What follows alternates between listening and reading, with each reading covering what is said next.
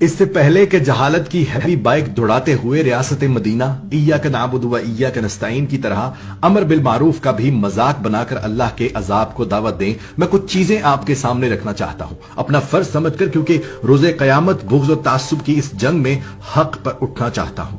امر بالمعروف قرآن کی آیات میں سے ہے اور یہ اللہ کا بڑا واضح اور سخت پیغام ہے، جس کا مطلب یہ ہے کہ جب حق اور باطل، جھوٹ اور سچ، نیکی اور بدی میں تمہیں چننا پڑے تو حق کو چننا۔ میں نے یہاں تک پڑھا ہے کہ اگر تم حق کو نہ چنو تو یہ توقع مت رکھنا کہ تمہاری دعائیں قبول ہوں گی۔ اس سے اندازہ لگا لیں کہ اللہ پاک خود موقع دے کر فرماتا ہے کہ حق پر چلنا، ورنہ میں تمہاری دعائیں تک قبول نہیں کروں گا۔ کچھ احادیث اور قرآن کی آیات پڑھنے کے بعد یہ ویڈیو بنانے کا فیصلہ کیا ہے کہ ہو سکتا ہے ہر چیز کو مذاق اور بغض کی خوراک سمجھنے والے میرے کچھ بھائی اللہ کے غضب سے ڈر جائیں اور پھر ایک بار پھر سوچیں اور فلاح پا جائیں۔ اب آتے ہیں اس بات پر کہ کوئی پوچھتا ہے کہ ٹھیک ہے میں حق کا ساتھ دیتا ہوں، پر کیسے معلوم کروں کہ کون حق پر ہے اور کون نہیں؟ حالانکہ یہ بات بہت واضح ہے، لیکن پھر بھی میں کچھ نشانیاں بتا دیتا ہوں۔ جو 70 سالوں سے سیاست کر رہے ہیں وہ حق پر ہوتے تو یہ عمران خان سیاست میں آتا ہی کیوں؟ اور میرے ملک کا بچہ بچہ لاکھوں کا مقروض ہوتا ہی کیوں؟ حق پر وہ ہے جو کہتا ہے کہ جھکنا صرف اللہ کے آگے ہے، ہم مغرب اور امریکہ سمیت کسی کے غلام نہیں ہیں۔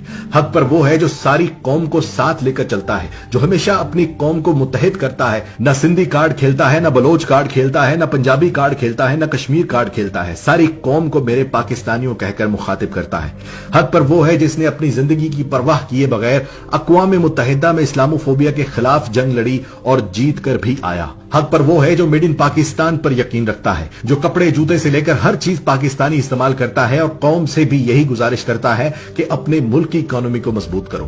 حق پر وہ ہے جو کہتا ہے کہ عوام کے پیسے سے لوٹوں کو خرید کر اپنی حکومت بچانے سے بہتر ہے کہ میری حکومت چلی جائے، کیونکہ میں نے اللہ کو بھی جواب دینا ہے۔ حق پر وہ ہے جس نے پاکستان بننے سے لے کر آج تک کا قانون بدل کر رکھ دیا کہ امیر اور غریب میں فرق ہے۔ اس نے کر کے دکھایا کہ اسپتالوں میں، اسکولوں میں علاج اور تعلیم غریب امیر کے لیے یکساں ہو۔ حق پر وہ ہے جس پر ریحام خان جیسی عورتوں نے بدترین الزام لگائے، مگر اس نے زندگی میں آج تک کسی عورت کی بات کا جواب نہیں دیا، صرف اس لیے کہ ہر عورت کو قابل احترام سمجھتا ہے۔ اور سب سے بڑی نشانی حق پر ہونے کی یہ ہے کہ سارے بد کردار کرپٹ حکمران ایک ہو کر اس کے خلاف اکٹھے ہو گئے ہیں، اور یہ اتنی واضح نشانی ہے کہ افریقہ کے کسی جنگل میں کوئی ککو بنانا بھی اگر حق کو باطل کا اندازہ لگانا چاہے تو اشارے سے بتا دے گا کہ اس وقت کا معروف عمران خان ہے اور منکر یہ ساری جماعتیں ہیں۔ ایسی 50 اور نشانیاں بتا سکتا ہوں، لیکن پھر ہم اشرف المخلوقات ہی کیسے جو خود اندازہ نہ لگا سکیں؟ آخر میں اجتماعی دعا ہے،